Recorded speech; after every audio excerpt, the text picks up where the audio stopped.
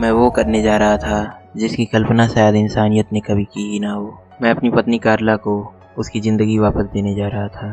मैं सिया से मिलने उसके घर गया। मैंने सिया को अपने प्लान के बारे में बताया। मेरे प्लान को सुनकर सिया ने कहा, ये सब तो ठीक है, पर मैं तुम्हें एक बात पहले ही बता देना चाहूँगी कि मैं कार्ला को तो जिंदा कर दूँगी, पर हम में से किसी को अपनी जान देनी होगी ताकि समझ चक्र टूटे ना। मैंने कहा, ठीक है, अगर कार्ला के लिए मुझे अपनी जान भी देनी पड़ी तो मैं पीछे नहीं हटूँगा। सिया ने कहा, तो ठीक है, मैं पूर्णिमा की रात को तुम्हारे घर आऊँगी और उससे पहले तुम कब्रिस्तान जाकर उसकी लाश को कब्र से बाहर निकाल लेना ताकि उसकी रूह को उसके शरीर में वापस भेजने में आसानी हो। इसके बाद मैं वापस अपने घर आ गया।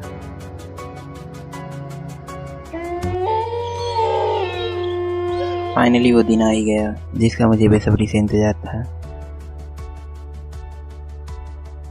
मैं कब्रिस्तान गया और मैंने अपनी कार्ला की कब्र की तरफ देखा। मैं इमोशनल हो गया और मैंने कहा, बस कुछ घंटे और कार्ला, और उसके बाद हम दोनों वापस एक हो जाएंगे। तभी अचानक मुझे सिया की बात याद आई। उसने कहा था कि पहले मुझे अपनी पावर्स का इस्तेमाल करके उसे जिंदा करने का पहला स्टेप पूरा करना होगा। उसके बाद मैं उसे अपने घर ले जाऊंगा जहाँ पर सिया मेरा इंतजार करेगी। उसके बाद हम मुर्दों की दुनिया में जाएंगे कार्ला की रूह को वापस लाने के लिए। ए मौत के फरिश्तों, खोल दो जिंदगी और मौत का रास्ता, जिंदा हो जाए वो जिससे हो मेरा वास्ता, वरना लिब्रिस।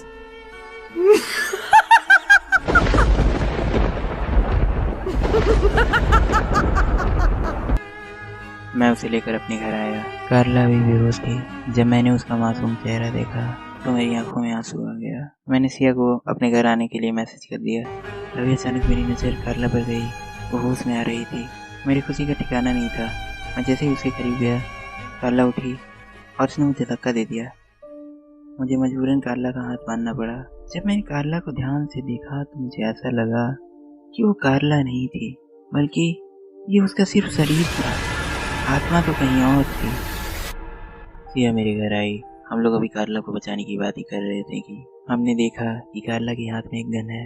वो अभी गोली चलाने ही वाली थी कि सिया ने अपनी शक्ति का इस्तेमाल करके उसे बेहोश कर दिया। सिया ने कहा कि कार्ला इस तरह की हरकतें इसलिए कर रही है क्योंकि वो अभी पूरी तरह से जिंदा नहीं है। उसे उसकी मौत वापस बुला रही है। वो अभी भी एक चलती फिरती लाश है। हमारे पास वक्त बहुत कम है। हमें जल्द से जल्द मुर्दों की दुनिया में जाना होगा। मैंने सिया की तरफ ध्यान से देखा। वो थोड़ी घबराई हुई थी। मैं उसकी आंखों में वो दर्द साफ देख सकता था। वो मुझसे कुछ छिपा रही थी। मैंने उसे कहा, क्या तुम ठीक हो? उसने कहा कि हाँ, मैं तो ठीक हूँ, मुझे क्या हुआ? पर मेरा यकीन मानो, उसके मन में कुछ तो था जो उसे अंदर ही अंदर खाया जा रहा था। हमें पता था कि हमारे पास वक्त बहुत कम है, इसलिए हम तुरंत लाइब्रेरी में गए और हमने अपनी अगली विधि शुरू कर दी। ऐ मौत के फरिश्तों, खोल दो मुर्दों की दुनिया का रास्ता, ले चलो हमें वहाँ जहाँ से शुरू हुई थी कार्ला की मौत की दास्तां।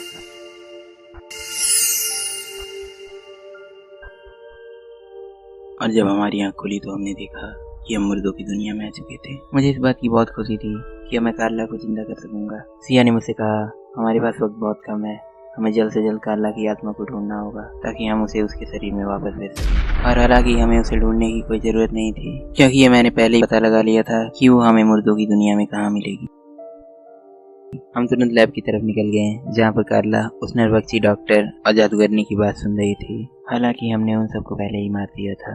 ये सब उनकी आत्माएं थी। हम कार्ला के करीब गए और कार्ला हमारी तरफ मुड़ी और उसने जो कहा उसे सुनकर मेरे रोंगटे खड़े हुए। मुझे बार-बार यही दोहरा रही थी।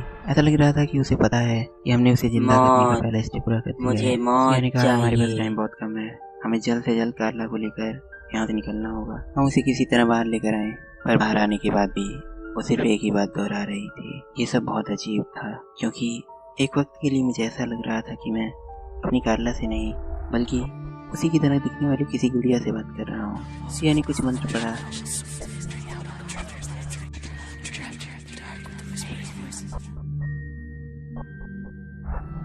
और कार्ला अपने आप हमारे घर की तरफ जाने लगी। सिया ने कहा, जल्दी शॉन, हमारे पास सिर्फ 10 मिनट बचा है। हम तेजी से जंगल में जाने लगे और जब हम बीच में पहुंचे तो सिया ने मुझसे कहा, अब हम अपनी अपनी मंजिल की तरफ चलते हैं।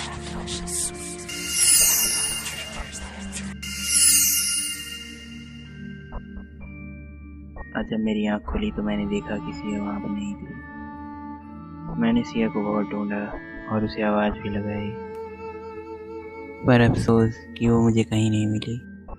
मैं सोचने लगा कि सिया ने अपनी अपनी मंजिल पे कहा। मैं जैसे ही घर के बाहर आया मैंने देखा कार्ला बाहर खड़ी थी। मैंने उससे पूछा, कार्ला तुम ठीक तो हो ना? उसने जवाब दिया, हाँ, पर मुझे क्या हुआ था? मैंने बात को दूसरी तरफ घुमाते हुए कहा, कुछ नहीं, मैं तो ऐसे ही पूछ रहा था। मैंने उससे पूछा कि क्या तुमने सिया को देखा है?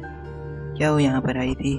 जैसे ही मैंने उससे ये पूछा उसके चेहरे का रंग उड़ गया। उसने कहा कि ये तुम क्या कह रहे हो? मैंने उससे कहा कि मैंने क्या गलत कह दिया?